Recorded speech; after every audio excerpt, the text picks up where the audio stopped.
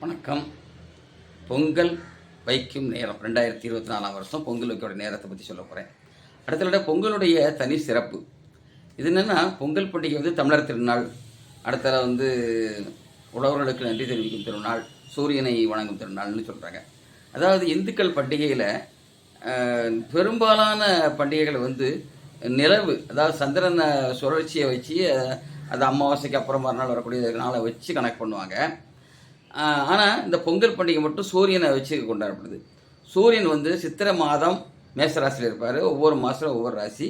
அதுமாதிரி மகர ராசியில் இருக்கக்கூடிய அந்த காலங்கள் தான் தை மாதம்னு பேர். அந்த மகர ராசிக்குள்ள நுழையக்கூடிய முதல் நாள் தான் தை பொங்கல். இது என்ன, ஒரு காலத்தில் வந்து இந்த தை பொங்கல் அப்படிங்கிறது வந்து சூரியனுடைய இதில் வந்து புனிதமான நாள். அப்படின்னா ஏற்கனவே சொன்னபடி இந்த பலதோட பேசியிருக்கிறேன். ஆடி மாதத்துக்கு அப்புறம் வந்து கொஞ்சம் நோய் நொடிகள் அதிகமாக வரும்.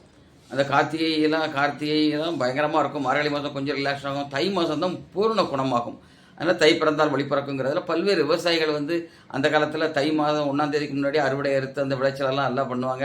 அவங்களோட வருமானம் வரும். அதனால் தை வந்து புனிதமானது, அறிவியல் பூர்வமாகவும் சயின்டிஃபிக் அதாவது பூர்வமாகவும், அடுத்தது வந்து வாழ்வாதார இதுபடியும் தை மாதம் வந்து புனிதமாக வருது. அப்புறம் இந்த சூரியன் படினா எடுத்துன்னா, சூரியன் வந்து நேராக கிழக்க உதிக்காத தேதி, கிழக்கில் தோன்றி மேற்கில் மறையும் என்றாலும் சில காலம் சற்று வடக்கு நோக்கி, சில காலம் தெற்கு நோக்கியும் போகும். அதாவது தட்சிணாய புண்ணியகாலம், உத்தராயண புண்ணியகாலம்னு சொல்லுவாங்க. தை மாதம் வந்து கேரளாவில் பார்த்தீங்கன்னா உத்தராயண புண்ணியகாலம்னு போட்டிருப்பாங்க. அது என்னென்னா, இந்த தென் கோடியில் சூரியனுடைய இருக்குது இன்றைக்கி. இன்னையில் அந்த அதான் தட்சிணாய புண்ணியகாலம். ஒரு குறிப்பிட்ட நாளுக்கு அப்புறம் வந்து அது அப்படியே வடக்கு நோக்கி வரும். வடக்கு எல்லையில் இருக்கிறது உத்தராயண புண்ணியகாலம்னு இது பேர். அது தட்சிணாய புண்ணியகாலம்னு பேர். ஏன்னா அன்றைக்கி வராரு. அது வந்து தை மாதம்னா ஆடி 1ஆம் தேதி. இந்த 2 நாளும் புனிதமான நாள். வடக்கு நோக்கி தெற்கு எல்லையில் இருக்கக்கூடிய நாள் தான் தை மாதம் 1ஆம் தேதி. அந்த இதை வச்சு நமக்கு இந்த தை அப்படி அந்த வகையில் தை வந்து 1ஆம் தேதி. சரி, தை பொங்கல் எப்படி வைக்கலாம் அப்படின்னா, இல்லை இதில் ஒன்று சொல்லுன்னா, சூரியன் வந்து நேரம் இருக்கும்போது இந்த சித்திரை மாதம் 1ஆம் தேதி வரும். அதான் அந்த புத்தாண்டு பிறகு தமிழ் ஆண்டு பிறகுன்னு சொல்லுவாங்க. அது ஒரு விதத்தில். இப்போ எப்படின்னா, இப்போ எப்போ இந்த பொங்கல் வைக்கக்கூடிய நேரம் அப்படின்னா, பொதுவாக சூரியன் வந்து காலையில் ஒவ்வொரு குறிப்பிட்ட நேரத்தில் ஒதுக்கிக்கிட்ட நேரத்தில் சில பேர் வைப்பாங்க.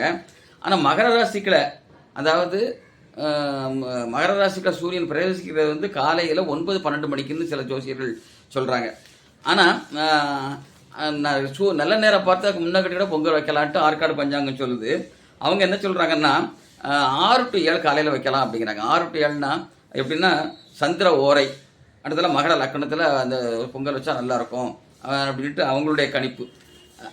அதே மாதிரி மற்ற இன்னொரு திருக்கோவில் பஞ்சாங்கம் வந்து என்ன சொல்லுதுன்னா, 12 to 1 வைக்கலாம் அப்படின்ட்டு சொல்கிறாங்க. அதாவது சூரியன் மகர ராசிகளை பூந்து அப்புறம் வைக்கிறது அப்படிங்கிறது எதுனாலும் சரி தான். அதாவது முன்னுக்கட்டு வச்சாலுமே அதாவது ஜோதிட ரீதியாக பஞ்சாங்க ரீதியாக என்ன சொல்லுவாங்கன்னா, அந்த காலை பொழுதிலே அந்த இது எல்லாமே செஞ்சிடலாம் அப்படிங்கிறது மாதிரி சொல்லுவாங்க. அதனால் காலையில் சூரியன் உதிக்கிறதுக்கு முன்னாலே சில பேர் இந்த சூரியன் உதிச்சு வரும்போது அதை வரவேற்கிற மாதிரி வைக்கணும்னா காலையில் 6 to 7 வச்சிடலாம், அந்த பிள்ளை. சரி, சிலவங்க வேலைகள் பழுகள் அதிகமாக இருக்குன்னா 12 to 1 நல்ல நேரம். அது மட்டும் இல்லாமல் இந்த இதில் என்னென்ன குறிப்பாக பார்க்கக்கூடியது என்னென்னா, அன்றைக்கி ராகு காலம் வந்து 7:30 to 9 இருக்குது. அந்த டயத்தை தவிர வச்சுக்கலாம். இன்னொரு நல்ல நேரத்துன்னு எடுத்துக்கிட்டிங்கன்னா 9:30 to 10 நல்ல நேரம், அந்த நேரத்தை கூட வச்சுக்கலாம். அதாவது உங்களுடைய வாய்ப்பு இந்த சூழ்நிலைக்கு தகுந்தபடி நீங்கள் வச்சுக்கலாம். அது எப்படின்னா, வழக்கமாக எல்லாருமே இந்த வீட்டு முன்னால் இப்போ கோலம் போட்டு அதில் பண்ணி வந்தாங்க. அந்த காலத்தில் மண்பானை வச்சாங்க. மண்பானை கிடைக்காதவங்க இந்த பானையில் வைப்பாங்க. எல்லாமே காய்கறிகளெல்லாம் வச்சு வணங்கி பொங்கல் வச்சு அது என்ன செய்யணும்னா, பொதுவாக என்றைக்குமே எல்லாருமே என்னென்னா காக்கைக்கு தான் முதல்ல வைப்பாங்க.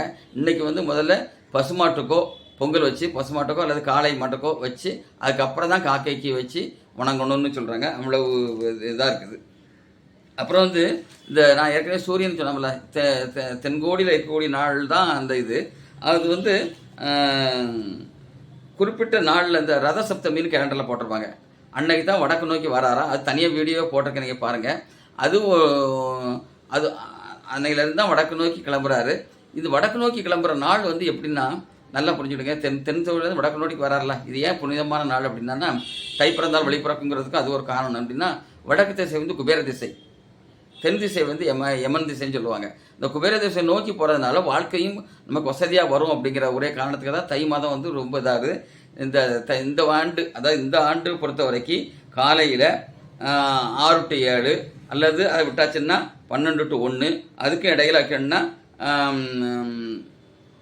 நான் சொன்னபடி 9 to 10 வச்சுக்கலாம். நல்ல நேரம் 9 to 10 10:30 மணி வரைக்கும் வச்சுக்கலாம்.